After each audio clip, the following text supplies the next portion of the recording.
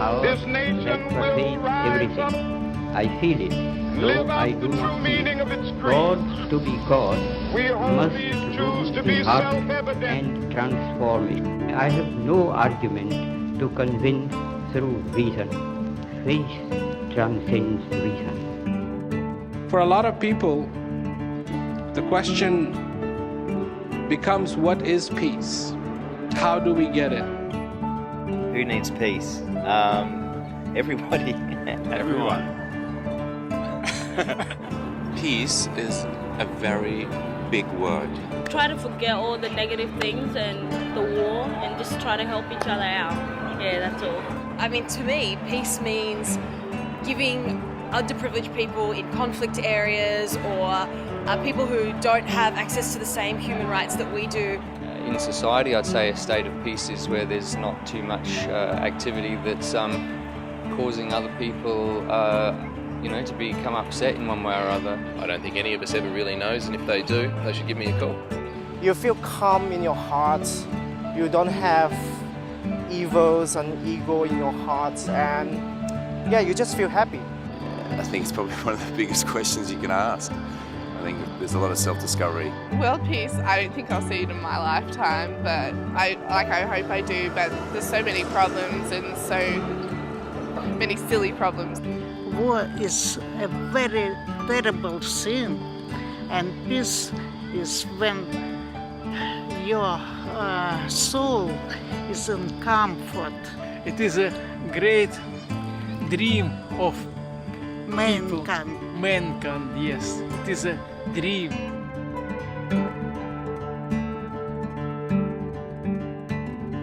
Peace is not. As people in the 70s, when I first came to America, this was how it was. Everywhere, people would paint flowers, and that's what meant peace. Everybody went like this, and this is what meant peace. That's not peace, that's flowers. This is not peace, this is two fingers. Peace begins with us, with human beings. You may have heard that before. And what does that mean? If you do not know who you are not going to know what it is that you want. The quest for peace did not start yesterday. We are actually not here to kick off quest for peace. This is not the start. This is just one of the chapters in the history of peace. 8, 7, 6, 5, 4, 3, 2, 1, 0.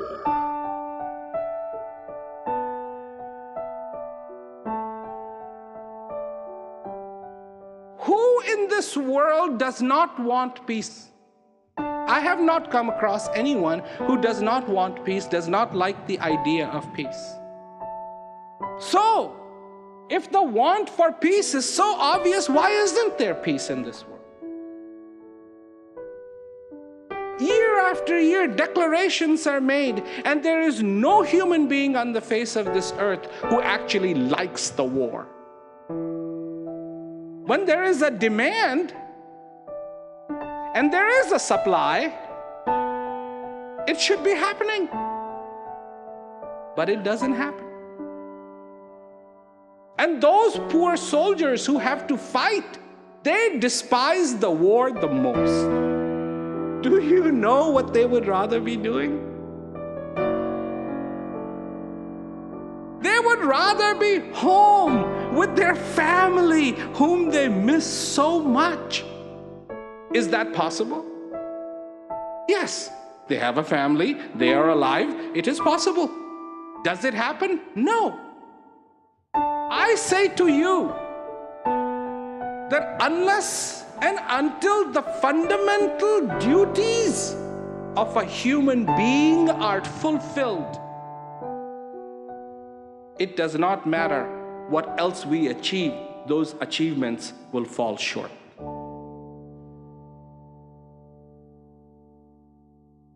Today, you talk about the subject of peace and people go, I don't need peace, I am in peace. This other person needs peace. Because peace is not obvious to you. One time I was coming from Canada into America, and the customs officer asked me, he said, why did you go to Canada? I said, I want to talk about peace. He goes, forget it. There'll never be peace in this world. This happened quite a few years ago, and I still remember it. He said, peace will not happen. There's too much greed in this world. There's too many problems in this world. Peace will not happen. I can tell you that if he has 5 reasons, if he has 80 reasons, if you have 100 reasons of why there cannot be peace on this earth, I have over 6 billion reasons why there should be peace on this earth.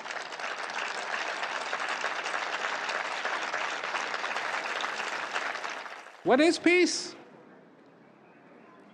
I have said this before, and I will say it again. Peace is the perfume of God. When you are close to that God that resides in you, that reality that resides in you, you cannot help but smell that perfume. And that is within you.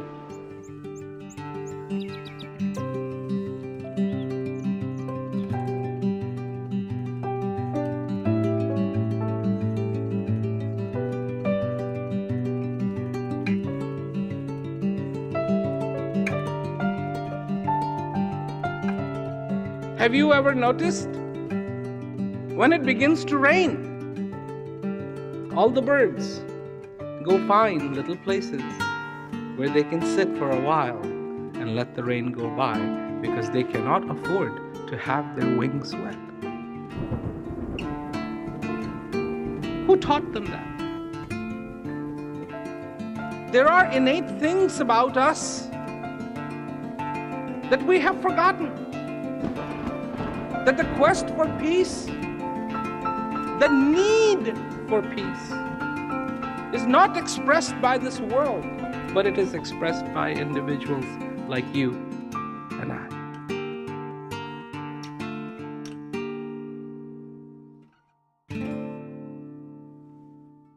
Yes, we do need food, but it is hunger that drives the need for food. Without that hunger, we will not feel like wanting to eat. Without the thirst, we will not feel like having water. And this is what has to be understood, that if we want peace, that we have to look at our own thirst, explore our own thirst for that peace.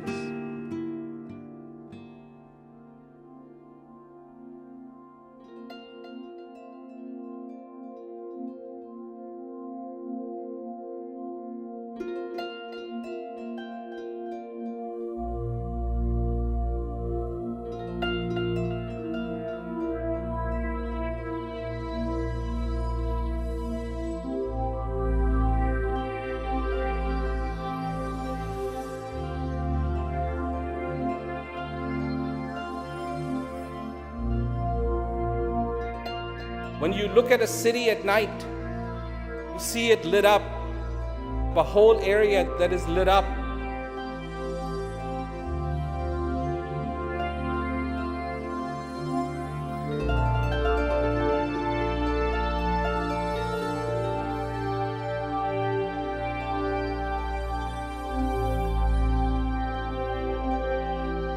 But don't forget, it is individual bulbs that are actually in action, making that scene look the way it looks.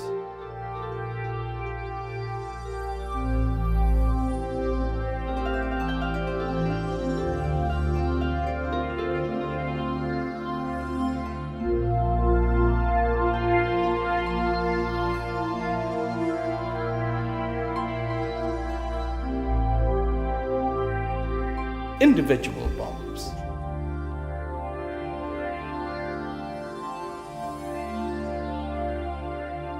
It is individual human beings who need the peace.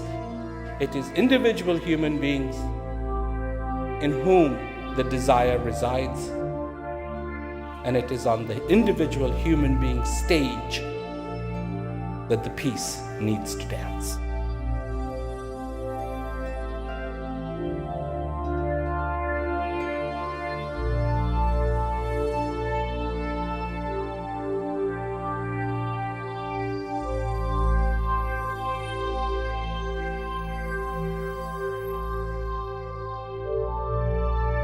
Who will benefit? We will benefit. Our future generations will benefit. A place they can proudly call their own is the rarest thing around for miles and miles and miles and miles.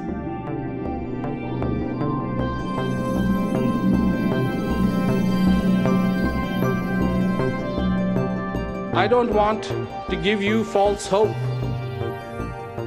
I don't. And I never said that peace on this earth is going to be easy.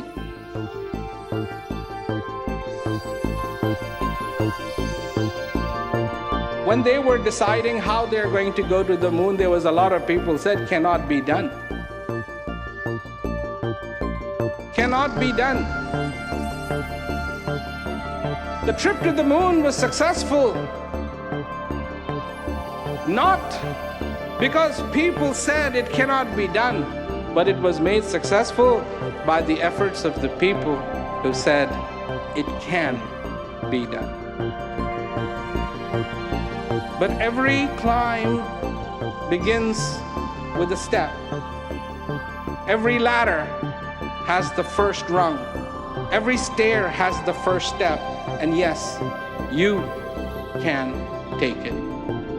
Let us not just hope, but do whatever we can to bring peace on this earth.